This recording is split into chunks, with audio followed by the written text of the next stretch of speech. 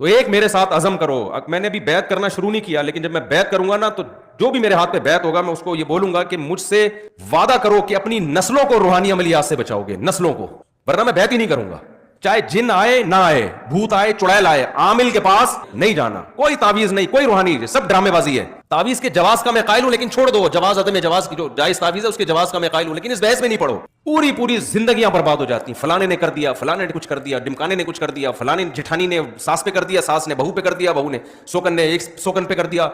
आप बड़े बड़े मदरसों में जाओगे ना अपने घर के झगड़े लेकर, वहां कोई ना कोई बैठा हुआ होगा रूहानी, वो बताएगा आपकी, मैं निकालेगा, बोलेगा असल में आपकी जिठानी नहीं, आपके इस्लाम कह रहे हैं रिश्तों को जोड़ो, और आप जिठानी पे बल्ली डाल के पहले ही दोनों तवे पे बैठे हुए होते हैं। जिठानी और जिठानी का अपोजिट क्या होता है भाई?